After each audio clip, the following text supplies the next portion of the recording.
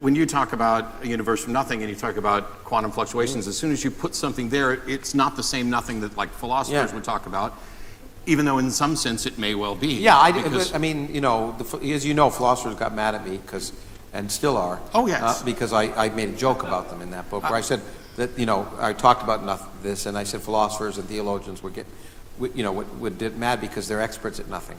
But that's... And see, now I have to push back on that too, because when it comes to philosophy and science, I go both ways. Mm-hmm. Hey.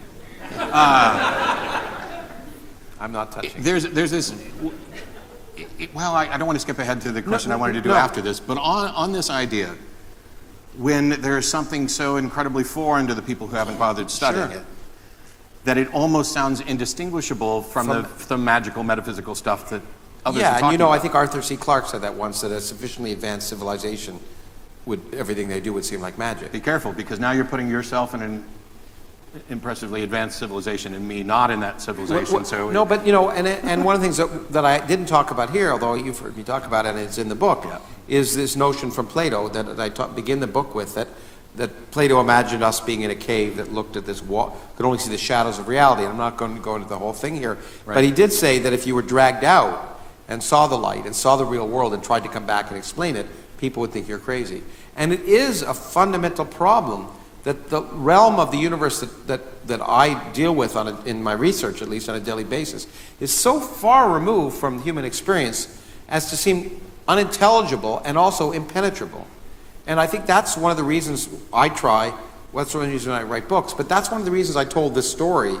And it's a longer story than my publishers wanted me to tell, because I think if you can show how we did it in baby steps, to get, you know, start with the things we can measure, electricity and magnetism, and show by a series of steps how we get so far, then it seems less like magic, because it was really human activity with a lot of little baby steps, which is what the other thing that science is normally not portrayed to be. It's all these scientific revolutions, but it's not. It's little baby steps done by individuals, often wrong, and you can get imperceptibly from here to there. It's like you and I were just with Richard this week, Richard Dawkins this weekend, and it's like, as he often says about evolution. You know, there's speciation, species change, but every animal is the same species as its parent. But by imperceptible changes, you go from one species to another. But at every instant, you don't see the change. But eventually, you make such a change that one species is unrecognizable to the other. At least they don't want to have sex with it anymore. So, let me see if I can actually stick a bow on. Sorry? Are we being heckled already? Someone's objecting to interspecies sex, I think is right. Oh. Okay.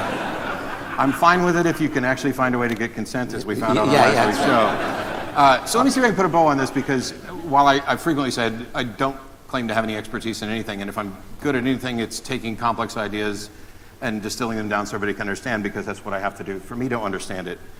There are things that you say that I do not believe, not because I am convinced you're wrong, but because I don't understand them sufficiently to say that I believe them. Well, here's your first problem. You should never use the word believe. No, never use the word believe. Oh, no, now we're going to No. At least a scientist should never use the word believe, because things are either likely or unlikely. And that's it. We don't believe anything. I certainly don't believe anything. Are you convinced that something's likely? No, I have to be convinced that something's likely by the evidence. By belief, belief is the state of being convinced that something is likely true. Well, if you want to call that, but I think, and I think you're right in a general sense, but I have a problem with using words that have a lot of emotional baggage associated with them. Me too. Yeah, okay. But I'm okay with belief, because I think we can make a good case for using it, that there's a distinction between I am convinced this is the case, which is a fine way to say it. You don't have to say belief. But if you're consistent about using the word belief, I'll buy that. I just think it's fine. I want another debate. I'm done. Yeah, that's right. No, actually, I was going to point out it's okay as long as scientists don't use the word. Yeah. I mean, I don't want to see heathens like you can. No, but philosophy heathens like me. Yeah, philosophy heathens. No, but I think it's important. And scientists can use the word in a popular context, but never in the context of science.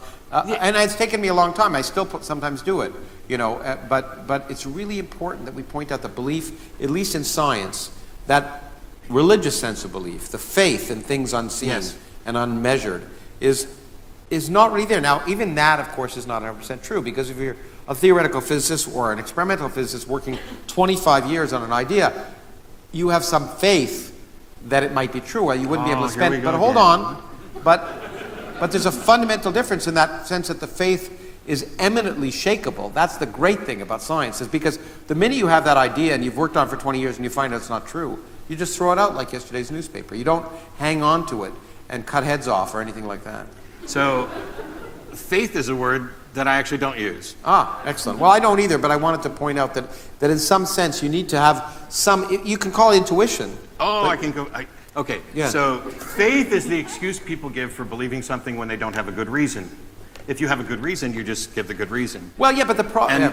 So, what we rationalize our reasons. So reason is a slave of passion. And so, we all rationalize things we do, and we say, boy, you know, we have a good reason for doing that, and then afterwards we realize we're wrong. Oh, yeah, I absolutely agree. And so, but what I mean is, even in science we do that. I don't want to pretend that science isn't a human activity. That's why I said it. So some of the scientists were driven by the passion, but in the wrong direction.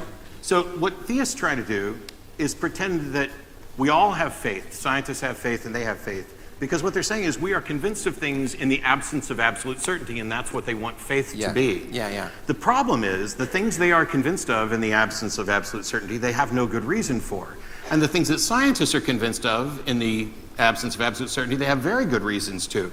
And so instead I say I don't have faith in anything. I have reasonable confidence in things based on previous experience and evidence. So in the same way that likely you want to or avoid... unlikely? Yes. I don't use the faith word. Yes. I fight against it. I'm okay with the belief word as long as we define it specifically as I'm convinced of something. Okay, so that's a great semantic discussion. I'll call it a tie.